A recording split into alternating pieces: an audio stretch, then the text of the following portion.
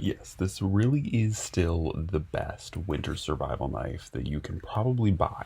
Now, I say this and a lot of people get mixed emotions when I say this, but what I mean ultimately is for the amount of dollars that you're putting forward and the amount of value you get out of this knife or either one of these blades, it is supremely hard to beat this for a winter specific out and out survival knife. Now, today we are talking about the Feathersticking Scrama, and we are talking about the 200 millimeter and the 240 millimeter. In this case, it is pretty much interchangeable. Both are amazing. Let's jump into it.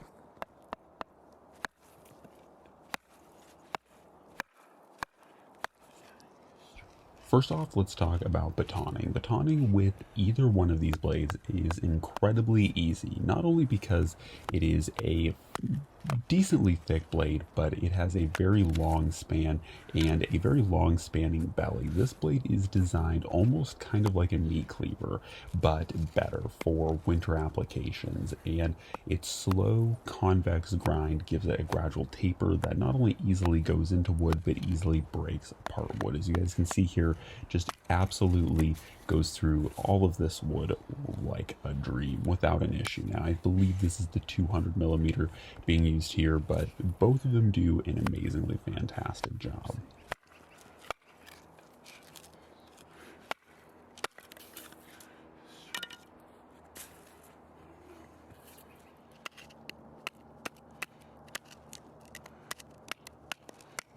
Next, we transition into chopping, and chopping is another area where that long, gentle or gradual convex grind really lends its hand. Now, unfortunately, I wasn't able to chop through too many exciting things here, but rest assured I've certainly used this in practice and in play.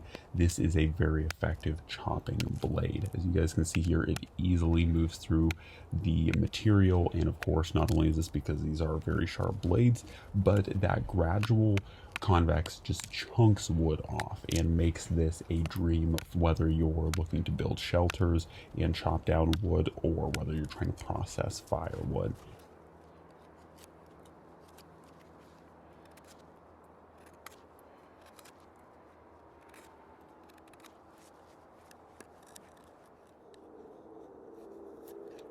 The next part here, we move into feather sticking. Now, I did the feather sticking here with the 240, and I think it's important to note the 240 is built a little bit different than the 200 in the regards to the fact that the 240 has a differential grind towards the back of the blade that allows you to more easily do things such as feather sticking, and so essentially the blade is a little bit easier to use for fine controls, once again, such as feather sticking or notch making. Now, in my opinion, this doesn't make a huge difference. You could certainly take or leave this feature, but it is worth noting, but both of these blades excel at feather stick creation.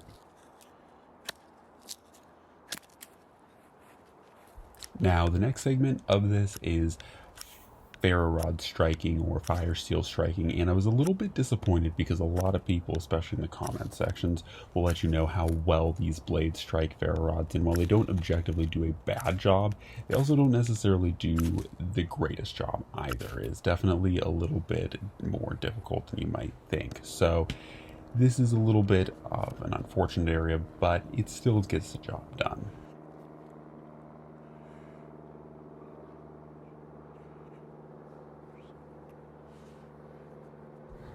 In this next portion, I briefly show off, and this isn't so much as an instructional, this is very field expedient, very down and dirty, but essentially showing the usefulness, especially of the 240 Scrama being able to be used for a makeshift draw knife.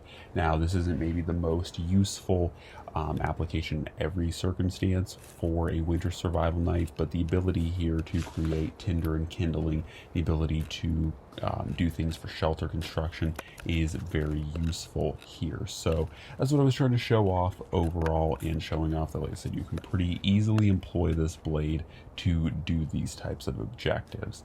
Once again, is it the most useful skill? Potentially not, but it's certainly not bad either.